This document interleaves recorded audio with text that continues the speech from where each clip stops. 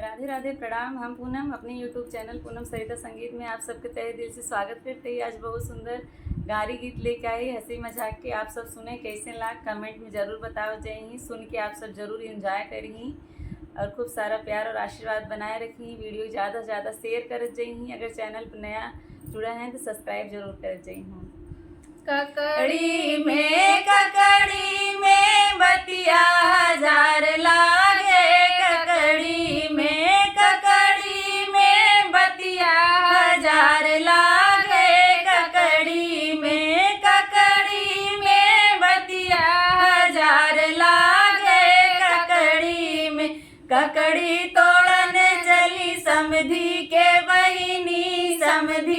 बहिनी, उनका चोर ला गई, बदमाश ला गई, उनके जौनपुर के गुंडा हजार ला गई, ककड़ी में बतिया हजार ला गए, ककड़ी में बतिया हजार ला गए, ककड़ी में बतिया हजार ला गए, ककड़ी तोड़न चली अगुआ के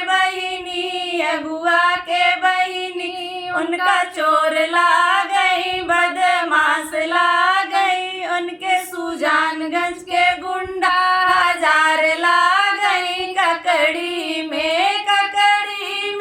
बतिया हजार ला गए, ककड़ी में बतिया हजार ला गए, ककड़ी में बतिया हजार ला गए,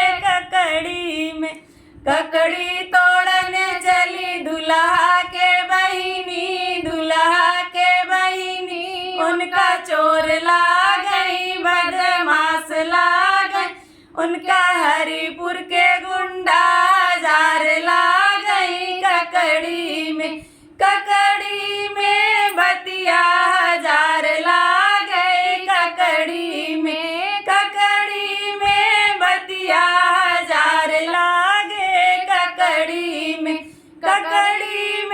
बतिया हजार ला गए, ककड़ी तोड़न चली कुल भारतीयन के बहिनी, उनका चोर ला गई, बदमाश ला गई, बौरई के